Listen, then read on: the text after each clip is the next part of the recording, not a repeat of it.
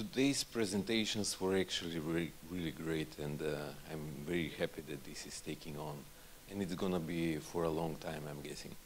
So on one of today's presentations, the Hello World application, basically the first task in any given developer's world in these past 2 decades, it has been shared. So I did my Hello World, and I did that, and just like any other first task, it should be the first task, and that's it. However, when I was working at this company, and I was a developer and already a team leader, a very strange task came in. And the person called me, and they gave me a task which was, I don't know why I said yes to it, but it was to help and make a certification on a company level so we can grow the business further. By some criteria, I fit that perfectly, but I don't know whether that was true. In any case, my first task in quality still haunts me today. So that's my cursed hello world in quality, you might say. And what was it? So I owe thanks to the person that gave me this task, because, and he should bear some responsibility, because I'm still bugged by it today. So it's a very simple question until you sit down and to really grasp it. What is quality? And you know, like any other newbie, I went online and searched for answers. And these were the first definitions that popped, and I put them in the first presentation that I did for quality. So they are all true, but from a different perspective. So I was not satisfied with what is quality here. And throughout my career, I have been engaged in quality-wise operations, or improving some processes, or making a certification for somebody else. And I have been engaged in 2015 to undertake another task there. And this time I thought, well, since there is such a broader information about quality, why don't I give myself a chance and put a definition of my own? So, I don't know, it sounded good at the time, you know? So, there it is. And after several more years, I have been engaged again, and I came back to the first task, my Hello World. And this time, I was really not satisfied with the previous outcome, and I said, am I taking this from a wrong perspective?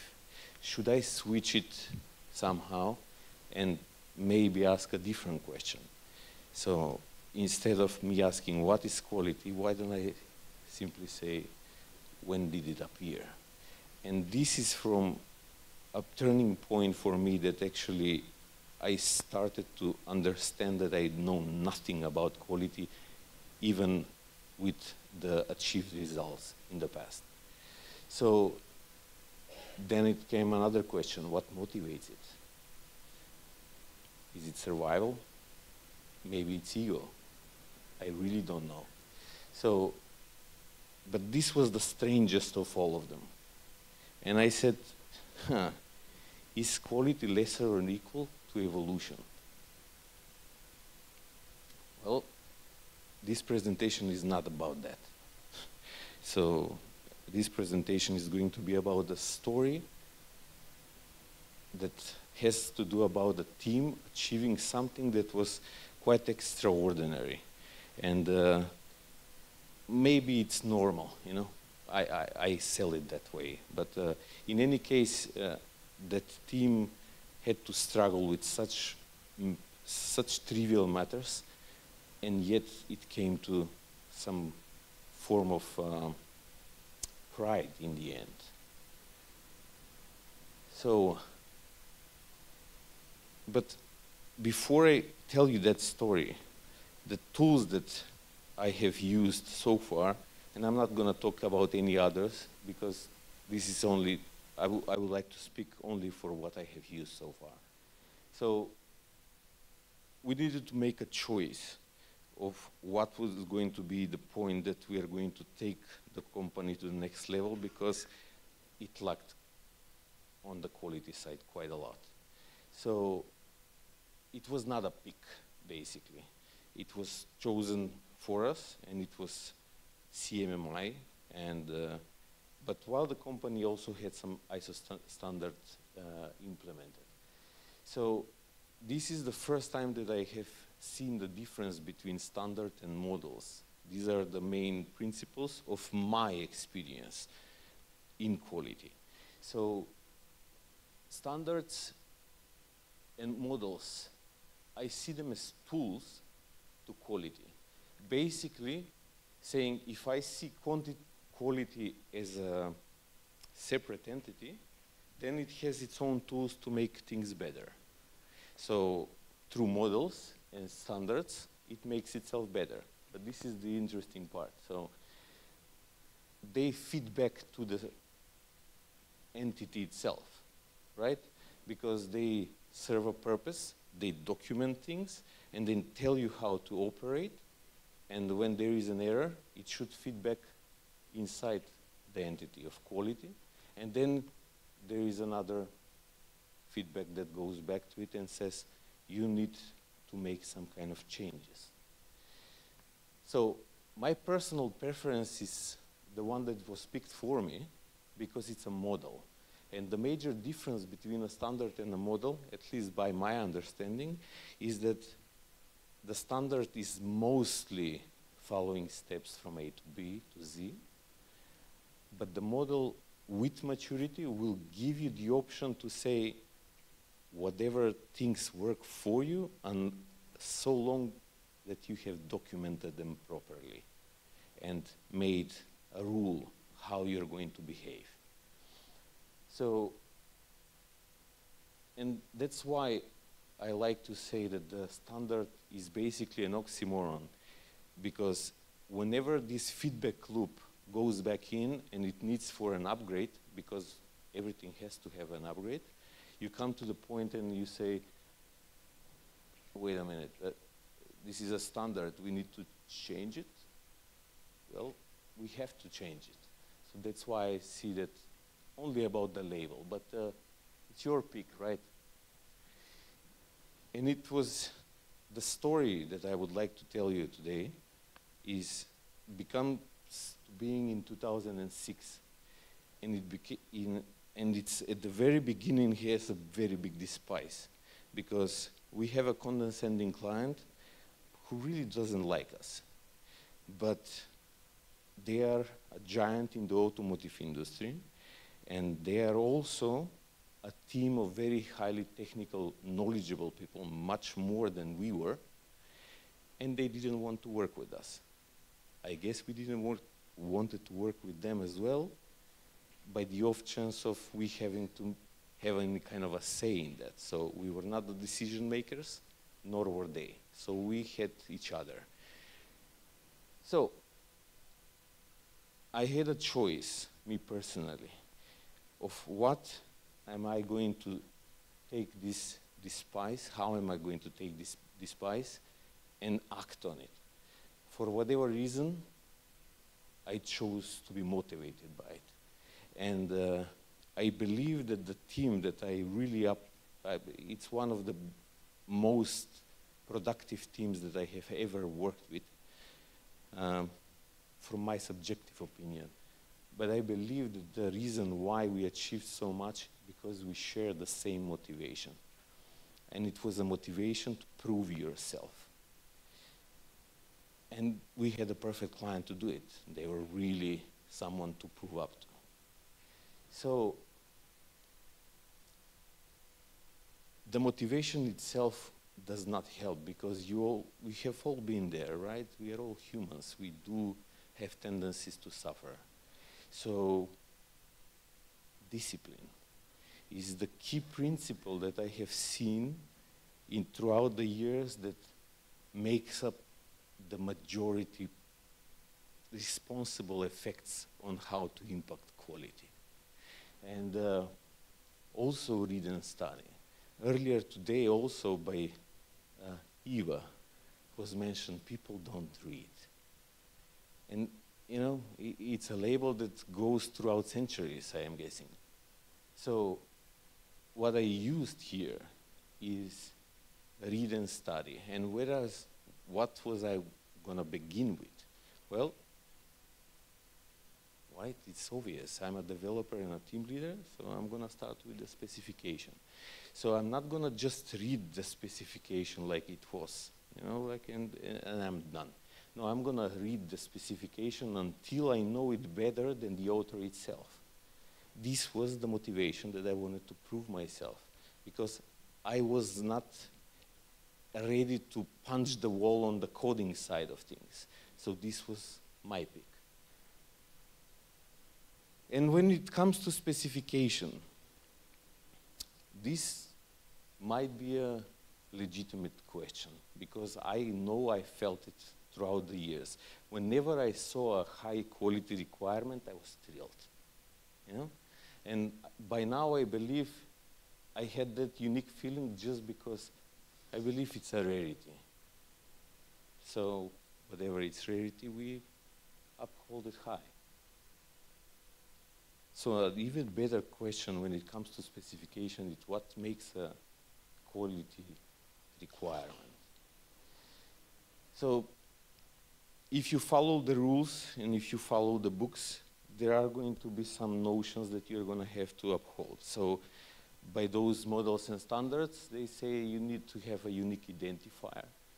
It should not be conflicting. It should be bidirectionally traced. It should be possible and testable. And finally, this is my personal favorite. It covers one feature. I have only worked on 2 projects in my lifetime that had requirements that cover features in this fashion. And I was amazed by it.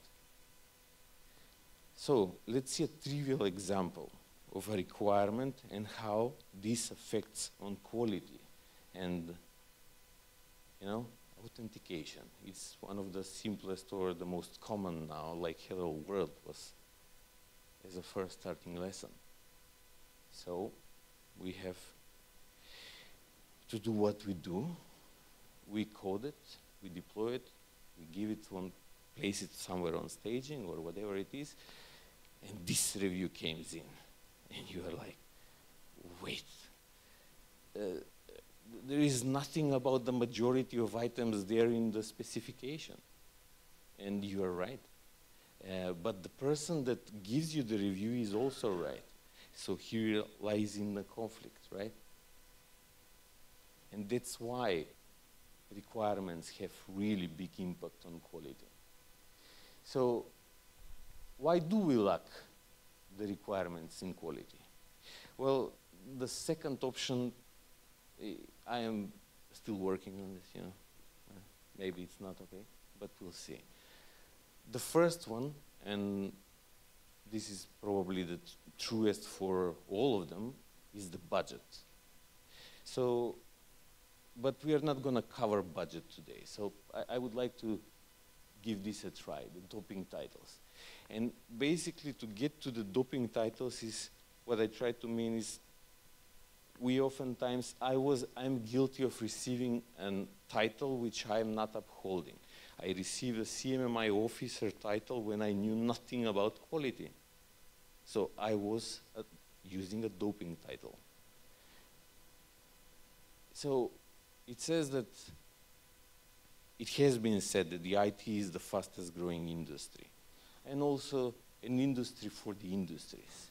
So where do we stand in this world as a set of professionals or coders or whatever? We share the same industry. So, but where do we stand?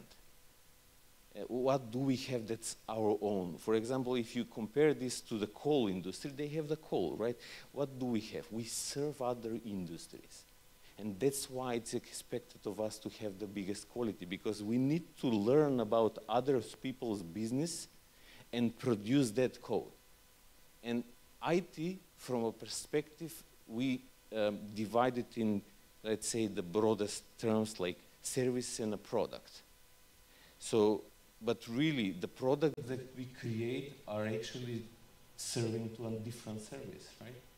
So it's not the IT industry. And really, when you come to think of it, the biggest achievements in our real IT products, the most mainstream of them all, are the social networks. So it does not seem like a big achievement. We have served other industries more than we have served ours. So that's a very strange part about why we can find answers that we have lacking in requirements. It's because on both sides of the tables we have people that are here for the high demand, because we need to make the demand, to address the demand. So there might be a reason why we tend to go from quality to quantity.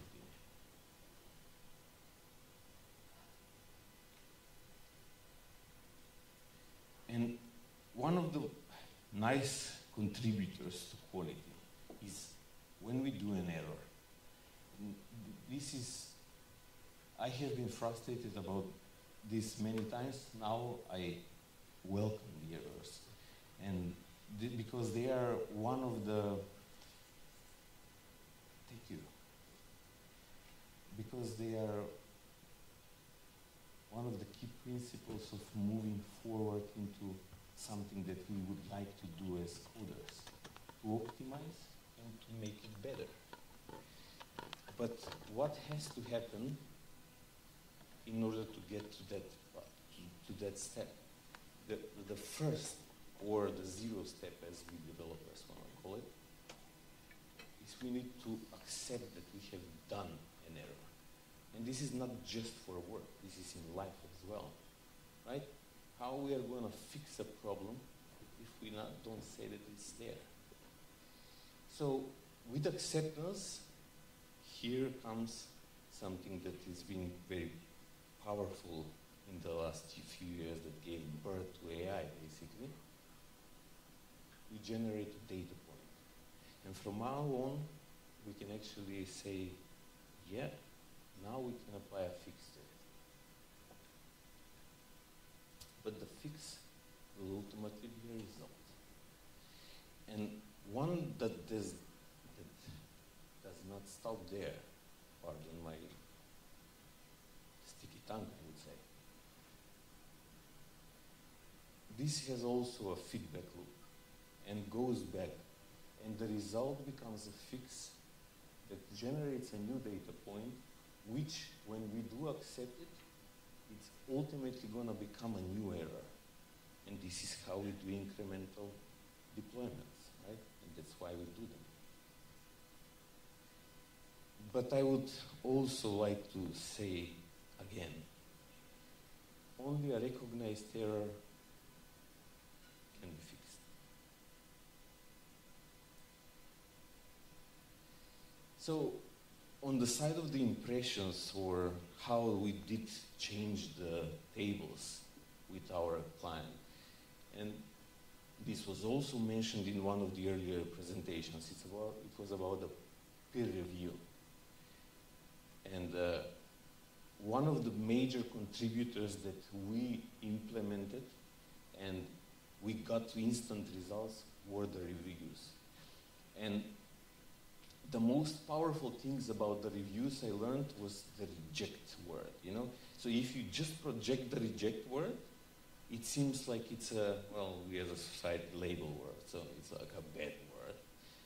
But actually when you do a review and when you need to put the reject there, it's one of the nicest feelings, you know, like, oh my God, I was waiting for this.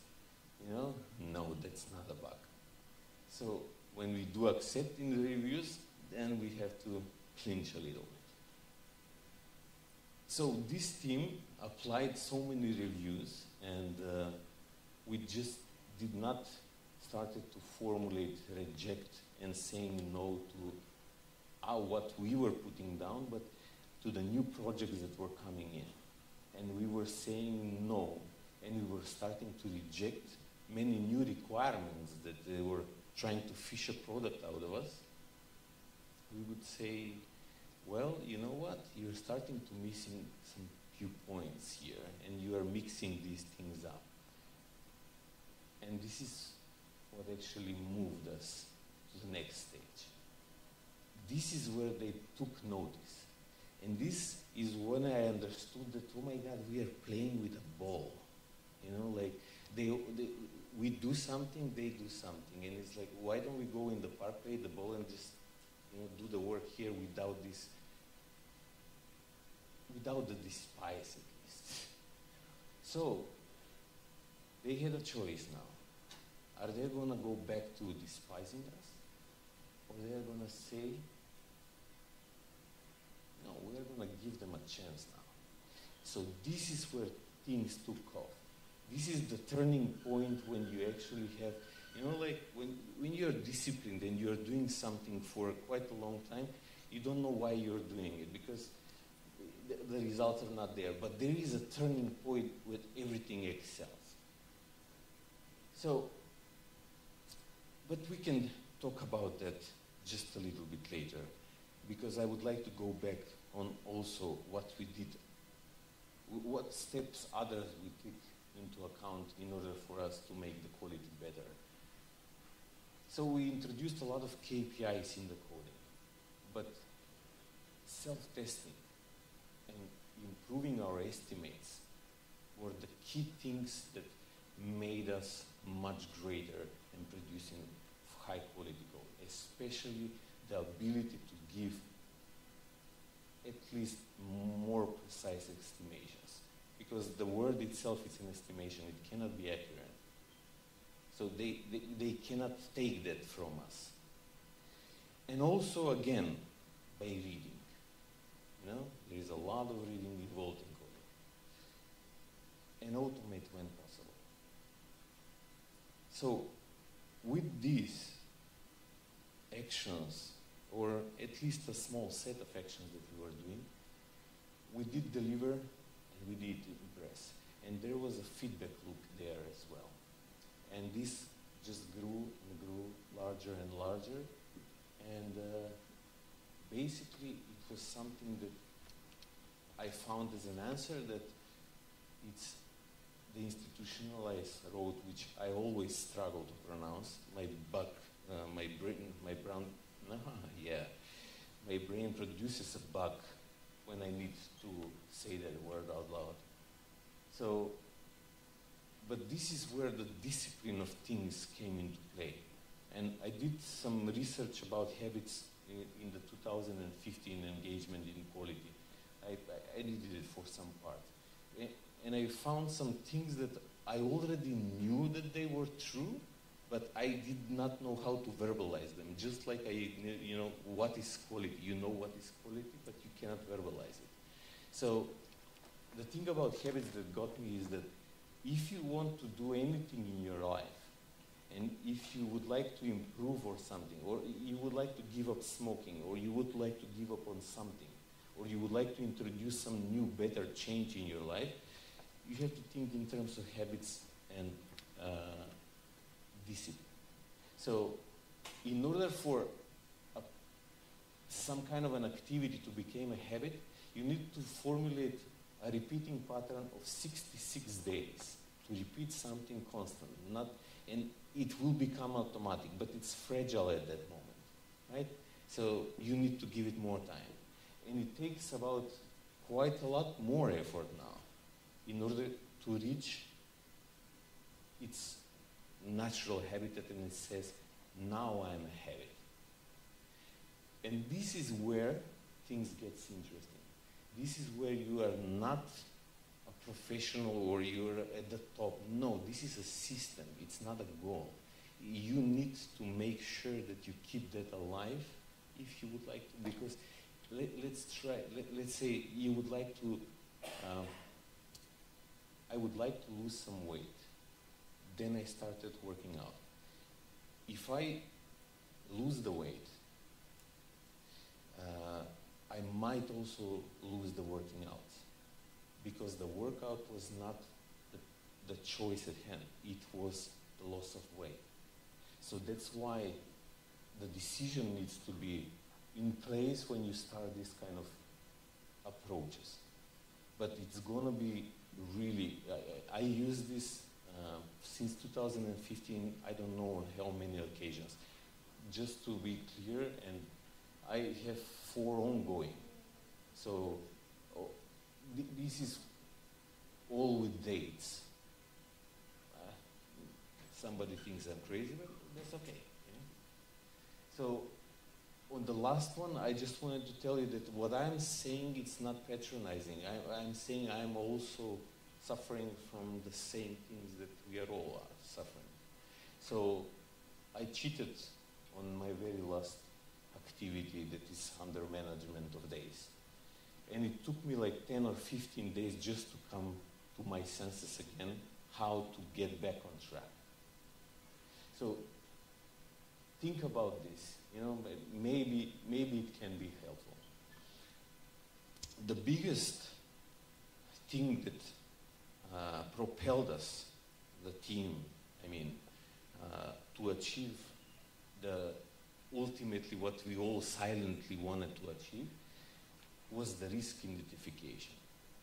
So for several years, every time we gave an offer, every time, it had 2 risks which we copy and pasted. We didn't even review them.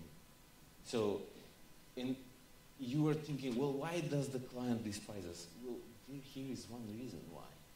You know, we are not even making an effort. So, and this, I came to a realization that basically the risks, when you start expanding on the risk and making a real identification on the risk, this is where you actually start to really understand the machinery of how things are operating. You are becoming like you can say you are becoming a professional. It feels like it, at least. So, delay in inputs and miscommunication. Yeah. So after several more years, people laughed when we submitted risks that included the flu season. But this is where the client actually really started to appreciate what we were delivering. They were really amazed by our results, because if you put this into an offer, it means that you are highly valuing their money and budget, because you are saying that if you plan activities between December and the end of February, and these are non-negotiable dates, you better have the flu season in mind. You know, not just in mind. We need to take some necessary actions. And this is where I believe that we made the biggest drop or jump, or whatever you want to call it. We got their respect. And we started with Despise in 2006, and I feel that that was basically achieved in 2010.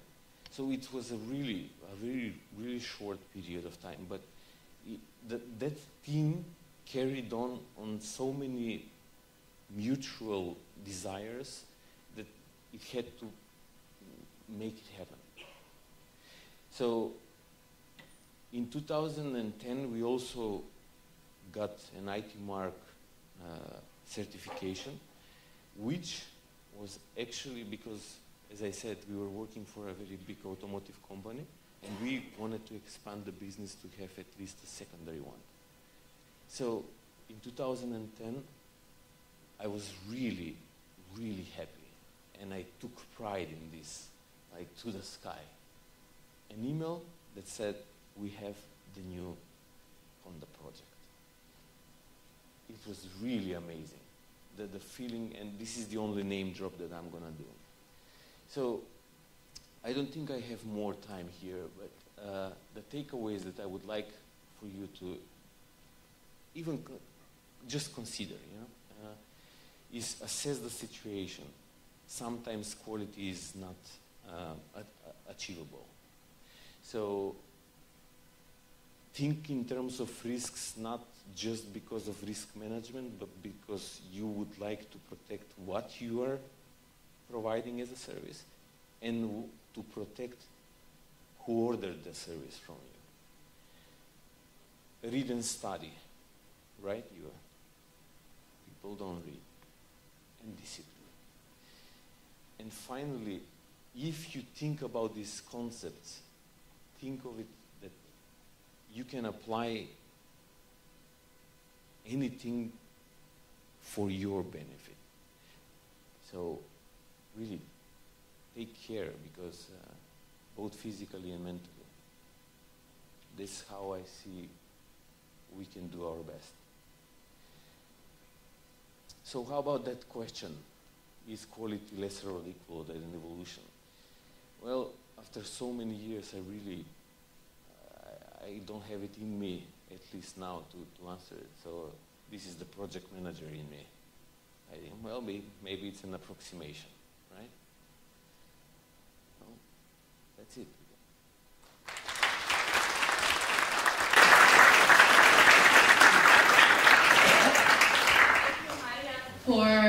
For your very personal presentation. I'm sure it made a lot of people reflect about the quality in their work, and I am wondering at this point if anyone, upon these further reflections, has already a question for Marjan.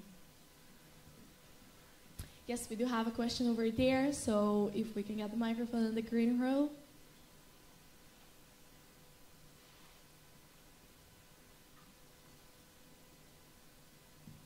So my question is more so, you mentioned a moment of reject. And realistically, I think we all know the saying, the client's always right, which, if we're honest with ourselves, is not true. But there comes this point where you depend on the clients, especially when you're starting out. You do not have the liberty to say no in the beginning. So I guess my question is, where do you find that balance, and how exactly are you supposed to say no? Because you know your capabilities, you know your capacity, you know your team, you know your people, and you know your limits and risks, but you need to find a good way to present this no, to present this rejection. And I think it's a very fine line. So I guess that's my question. How do you walk this fine line of no? Well, if I had a good answer for that, I probably would have been employed now, you know? No,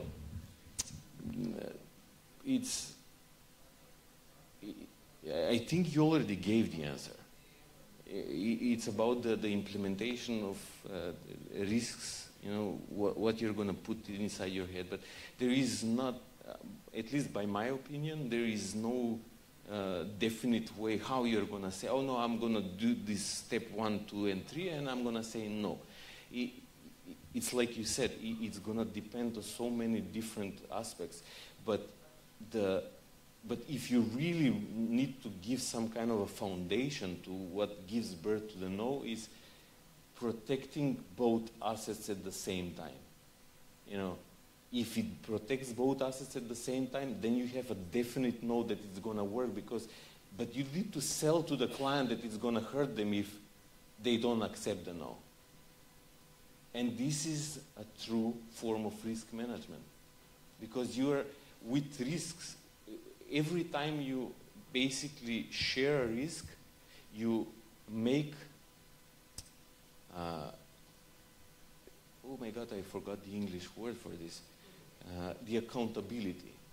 You make it crystallized, because now it's not only on you, right? You already said how this is going to reflect. So that would be it. I would say my pick would be, if I protect both interests at the same time, then go for it.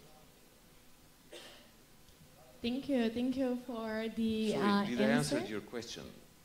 And in case there are more questions of this kind, I think we'll have to wrap it here, but Marjan will be for sure available during the lunch break, and I will just direct you to him at that point. Once again, thank you, Marjan, for your presentation. Thank you very much.